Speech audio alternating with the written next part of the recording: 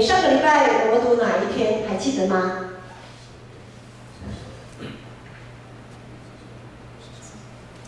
记忆力大考验。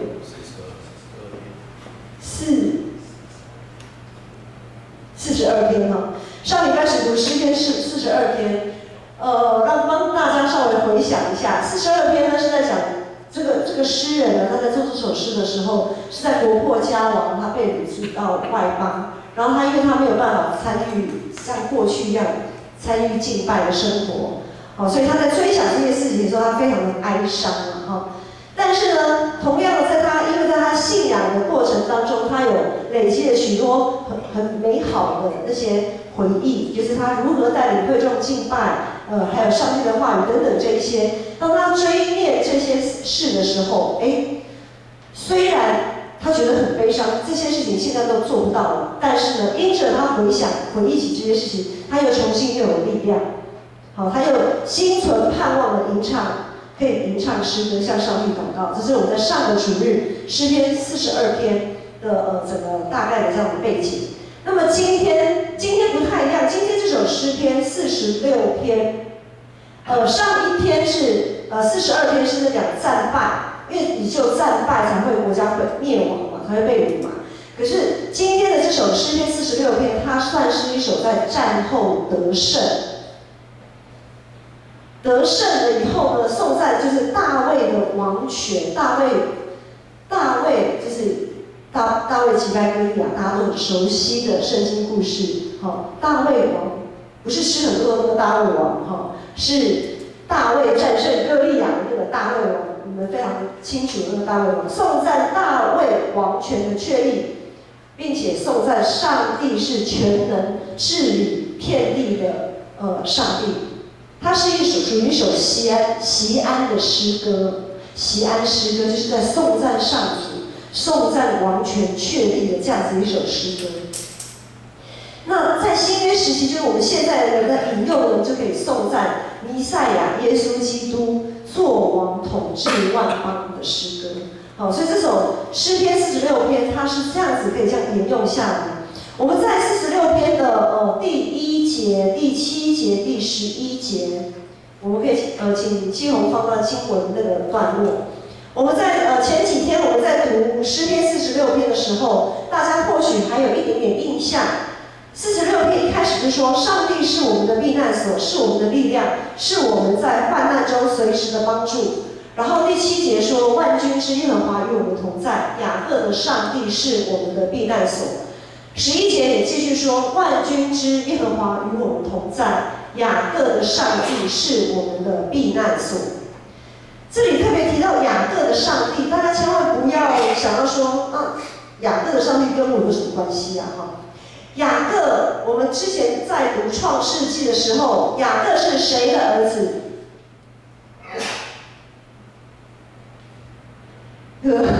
主日学的老师应该去哭一下呢，还是该怎么办？雅各是以色列先祖亚伯拉罕的儿子。好，亚伯拉罕、以撒、雅各，好，亚伯拉罕的算是他的后裔啦，哈。亚伯拉罕、以撒、雅各，雅各是双胞胎嘛，对不对？哈，双胞胎，哈，双胞胎的其中一个。所以雅各呢是亚伯拉罕的后代。那以色列这个名号呢，我们之前在读创世纪的时候，带领大家回顾一下，以色列这个名号是雅各跟上帝在比努伊勒这个地方摔跤之后，雅各跟上帝摔跤哈，好，摔跤之后呢，然后呢，上帝就说，雅各，你以后不要再叫雅各了，你要改名叫什么？这个我们来考一下这个空题哦，不要再叫雅各了，我们从现在开始，你要叫以色列。好，雅各有12个儿子，更精准的说，雅各的后裔，他的12个儿子成为以色列12个支派的族长啊。所以，当我们在圣经当中有看到以色列，或是看到雅各这个名词出现的时候，特别在我们的诗歌智慧文学在诗篇里面，当我们看到以色列或者看到雅各，它通常代表的就是整个全体的上帝的子民这样的信仰群体。所以这边说雅各的上帝是我们的避难所，千万不要说是雅各的上帝跟我没关系，好像雅各是雅各，我是我，不是的。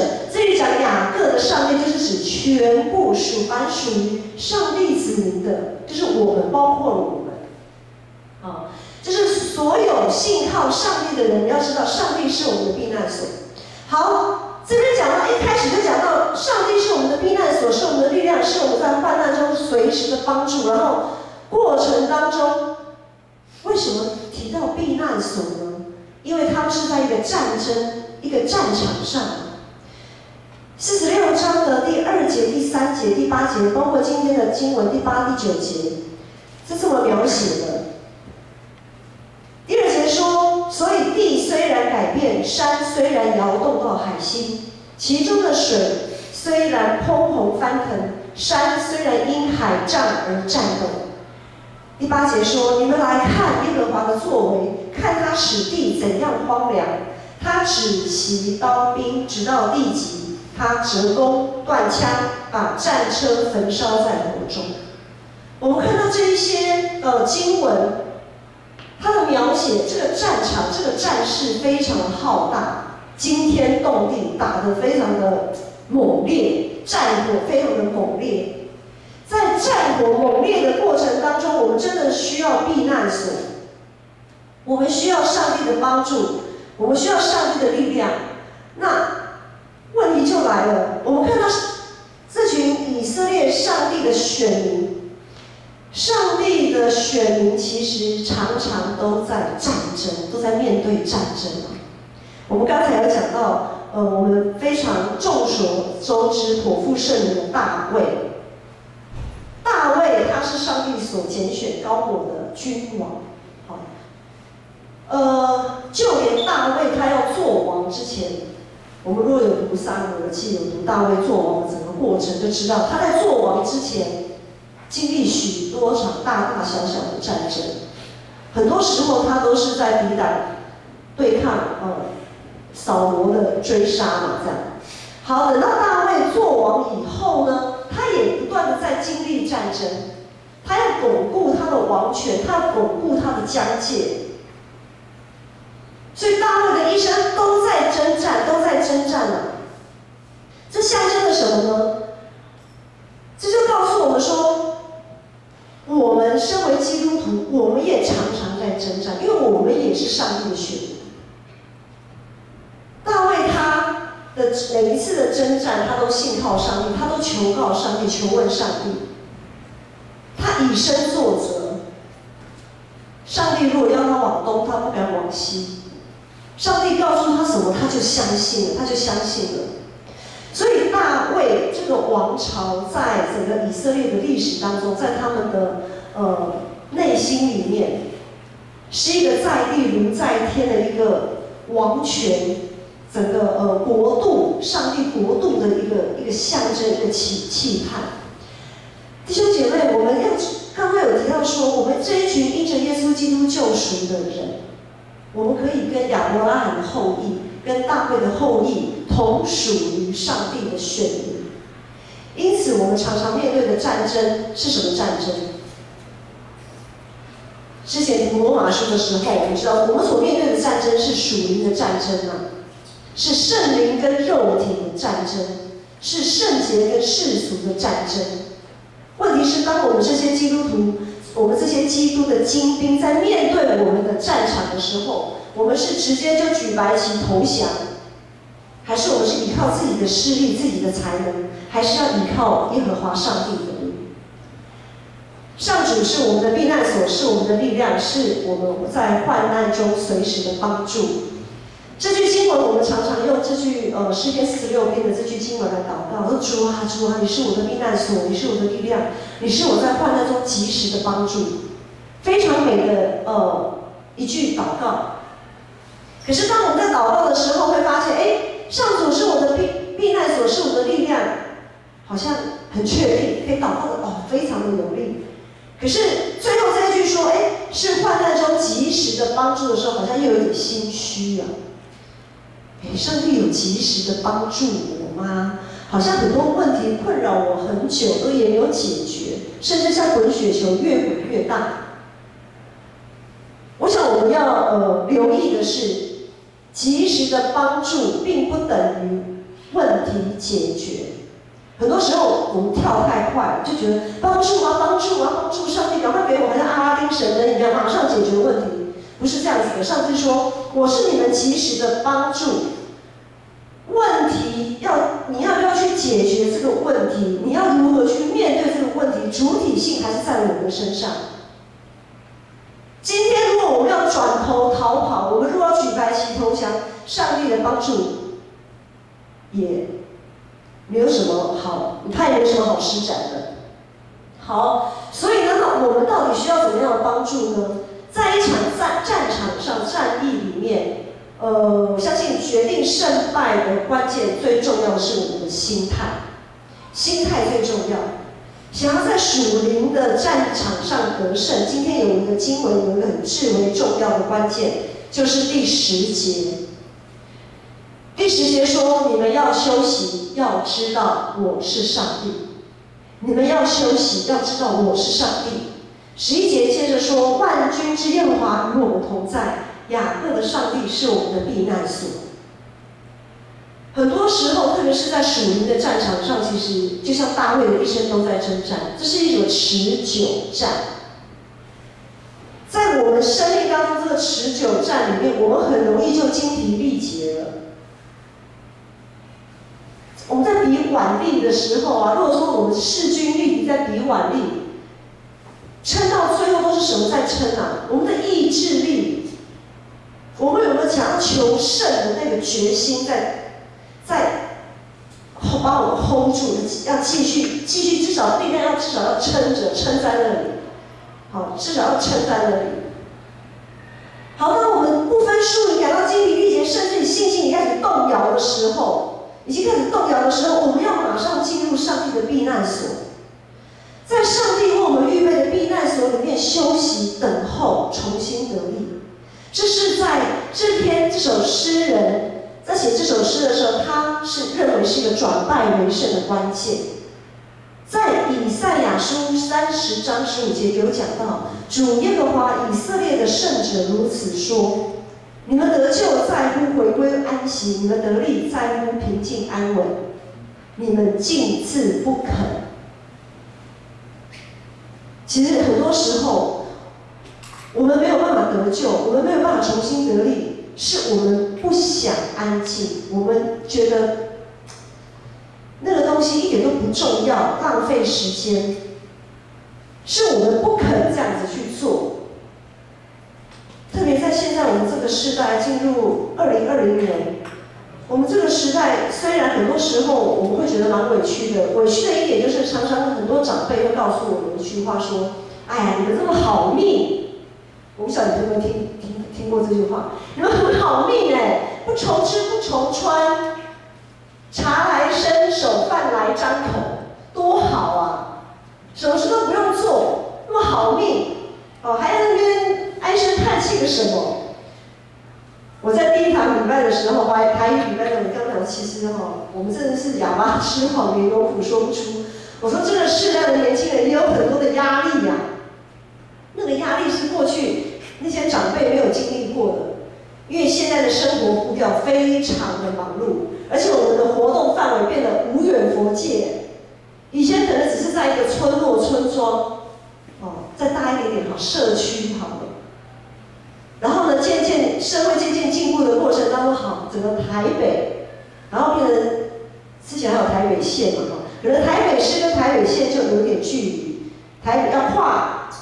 台北市到台北县这样跨来跨去，可能就是有点遥远这样。可是现在不是啊，双北、台北、新北这个大生活圈，一直包括到桃园、新竹，都是一个整个大台北的生活活动范围。好，渐渐的呢，因为交通发达嘛，慢慢的北中南本来是各过各的生活，后来整个串联在一起，整个台湾那么小的地方，南北跑、东西跑。跑，到处跑，然后又到国际，全世界在跑，好忙哦，很忙碌哎，非常的忙碌。我们光是花在交通上的时间、工作上的时间，甚至于工作之余，好不容易一起休假，要安排出去玩的时间，我们跟陀螺一样，一年到头转不停，不是为了工作忙碌，就是为了旅游忙碌。我们都有理由可以忙碌这样子。问题就来了，我们很难有时间让自己安静下来，沉淀自己的情绪。我们很难有时间，或者是说我们不习惯安静下来面对自己的战场，面对自己那核心的问题。于是很多情绪、很多问题累积久了就生病，所以现在很多文明病，忧郁症就是其中一种。前几天我碰到一位同工，过去的一位同工，他就得了忧郁症。他本来是很爽朗、非常正能量的一位弟兄。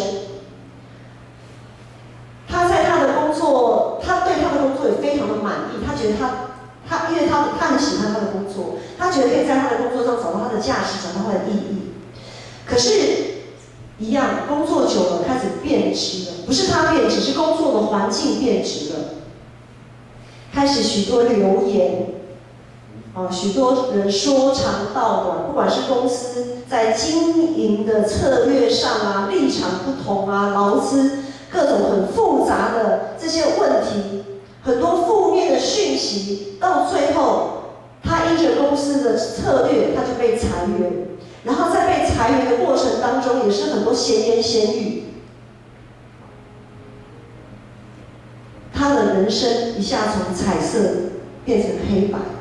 然后因为现在网络非常的方便嘛 ，FB 啊、Line 啊，就是很多时候在过去，可能我们的父母辈工作如果辞掉了，被老板说你走路了，就各走各的，对不对？可是现在不是啊。很多的声音还是会借由 FB 跟 Line 跑出来啊，持续的那个负面的影响力持续不断的持续，每天在看 Line 的时候就生气，每天在看 FB 的时候觉得委屈，一股气都没有地方宣泄。他整个在他的战场上，整个兵败如山倒。他得了严重的忧郁症，他不敢出门，他不敢进入人群，因为他看到人就觉得人家是怎么样看他的，是怎么样评价他的。我是个被资遣的人，我是个被 fire 掉的人，我是个失业的人。然后在同事的眼中，我又是个不怎么样的人，所以我今天落到这个下场。然后他觉得每个人都是这样子看他。还好他有一位很爱主的另一半，为他祷告，半强迫的、勉强的，带着他一起继续到教会参加聚会，带着他、陪着他一起读经、祷告。在这样的时刻，在这样子的战场，他真的需要避难所，他真的需要更紧的、更结实的抓紧上帝。什么都不要去想，就更专注的读经、祷告、参加聚会。这位弟兄在他的避难所里面很不容易，但是是一个必要的一个状态。他需要安静，他在这个时刻真的需要安静。所以借着这样子，牧师想请问大家，你们有多久没有好好的停下来思考自己的问题？有多久没有好好的停下来面对自己的战场？很多时候，我们会为了应付周而复始、不断循环、忙碌的生活，很多时候我们只能解决表面的问题很多时候我们只能解决表面的问题。实际更核心的问题，我们通常是忽略的、视而不见的，因为那太麻烦了，太花时间了，太耗心力。我们可以从教会的大扫除可以来做个比喻。平常我们教会都有请钟点的清洁人员来为我们做一些就是表面性的打扫，比如有垃圾啦、地上啦，或者是哪边脏污啊，就是扫一扫、拖一拖，那桌上就是擦一擦，类似这样。那厕所呢，稍微这样扫一下。但是很多角落其实是我们平常看不到的角落。那我们大扫除的时候，就是在解决这些被忽略的角落，然后呢，那些脏污已经沉积很久了。有些脏污，就像我们知道的口香糖口香糖如果粘在地上你没有去处理，久了以后真的很难处理，要吐就很难吐起来这样子。好，大扫除就是为了处理这些经年累月的污垢。所以，当我们在积极参与大扫除的工作，就像是一群愿意去面对一些深层问题的工人，我们愿意去处理这些难度比较高的问题，而不是选择忽视它，装作没看到。每年我们在大扫除，总务部长都会以身作则，从头到尾带着大家，去留意、去注意那些细节，我们平常很容易忽略的地方。比如说以礼拜堂来讲，就是这种上面灰尘一些很多时候的我们看不到的地方，其实都不怎么 OK。好，这样子，很多弟兄姐妹他们愿意打破自己的限制，因为很多东西可能平常都没有在打扫的人，今天突然就要来打扫了。而很多人呢，也甚至不顾形象的去做扫除的工作。许多人第二天或是当天就已经腰酸背痛、肩颈酸痛。许多人扭抹布扭到手都快要破皮。许多人他有过敏体质的人，过敏都发作，做到过敏都发作。牧师的妈妈半开玩笑的说：“奇怪平常在教会看起来人还蛮多的，怎么到了大扫除好像很多人都跑光光这样子，都不见了就变得人数忽然变得很少这样。当然，除了一些年长者，我们也知道很多年长者他们在过去，在他们还壮年青年的时候，他们也不断的在做扫除的工作。当然，还有一些要照顾老幼，还有或者是自己身体有病痛不太行动不方便等等的人，很多时候我们当然有很多人是刚好真的没有办法做扫除工作，没有办法跟大家一起同甘共苦，很可惜。这次没有参与到，如果你没有参与到大扫除，以后每一年希望你们都能够参与到大扫除。下一次务必要把扫除的时间分别出来，一起参与这个可以除旧布新的战场。很特别的是，牧师觉得很惊讶的一个地方，就是每年的扫除，每年都会大扫除，对不对？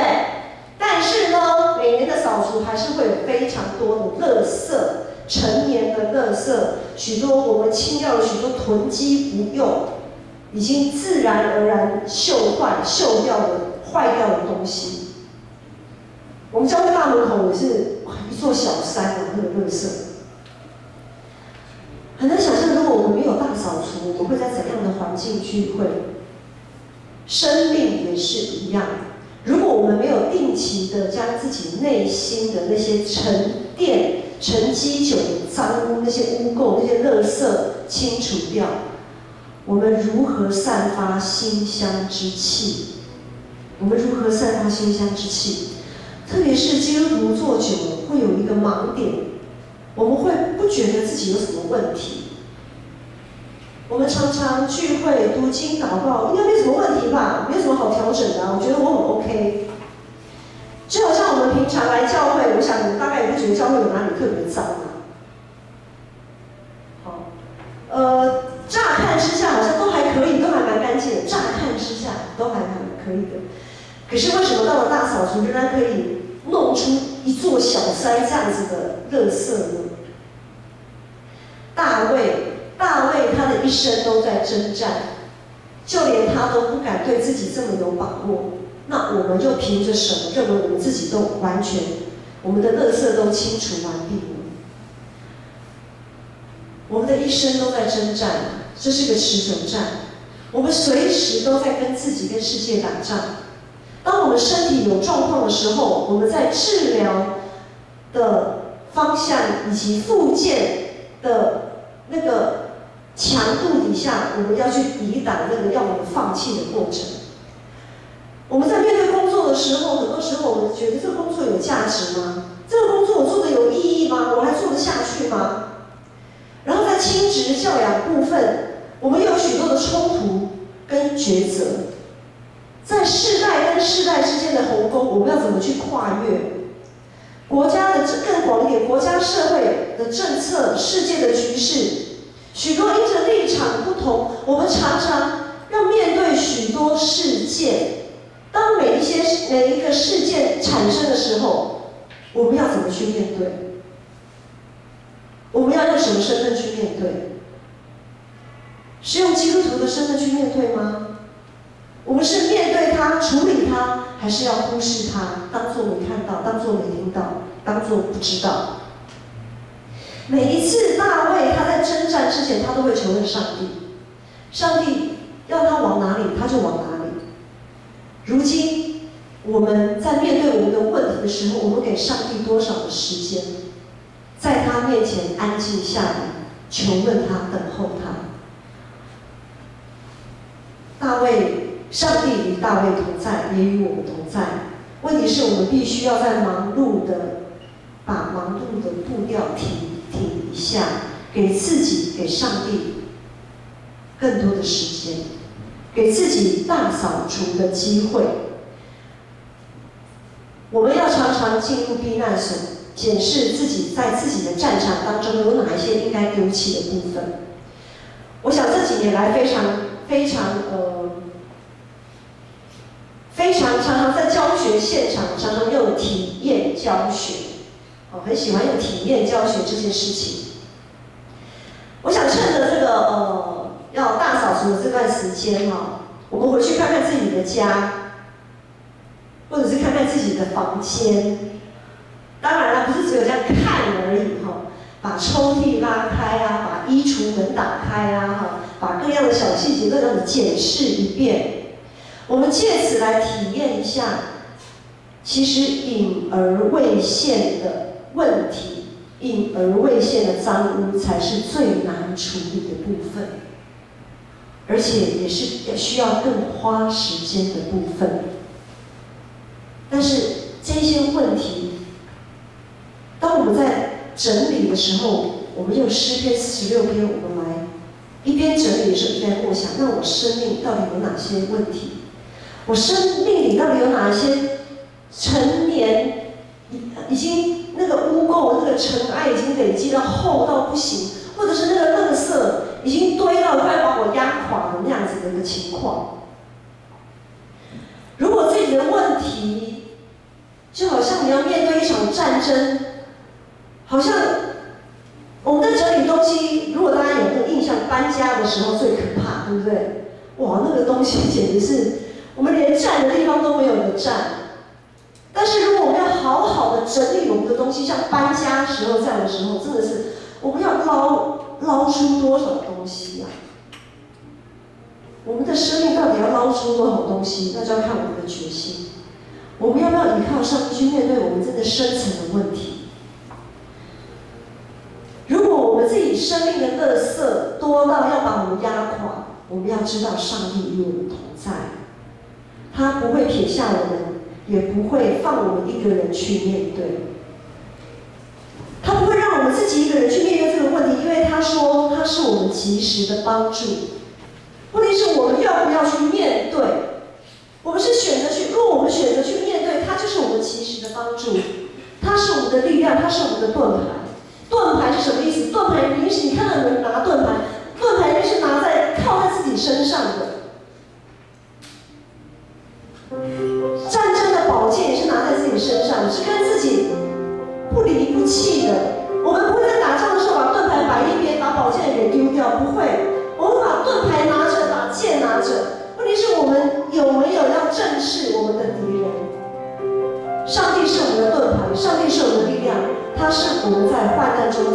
帮助。现在放寒假，那对于上班的人来讲，年假也要到了，我们可以给上帝、给自己一点点时间，我们来安静在他的里面，检视自己的问题，检视自己的问题。我们祷告，把这些问题祷告交给神。我们要把这些垃圾通通挖出来、搬出来，祷告交给上帝。求上帝帮助我们一样一样的去检视，一样一样的去对付。我们一起起立唱这首诗歌。上帝是我们的避难所，我们要给上帝更多的时间。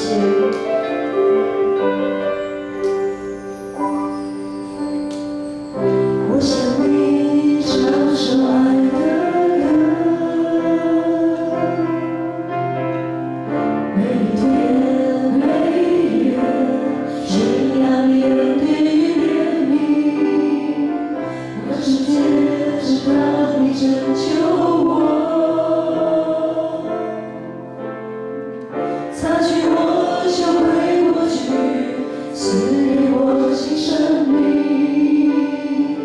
主，我永远不离开你，唯有你是我避难所。你的圣灵居住在我心，一生会紧紧跟随你。每一天，我要更多亲近你，渴望能见你面，依偎在你怀里。我一生都不离开你同在，我心里感念，我不再像从前，不再像从前。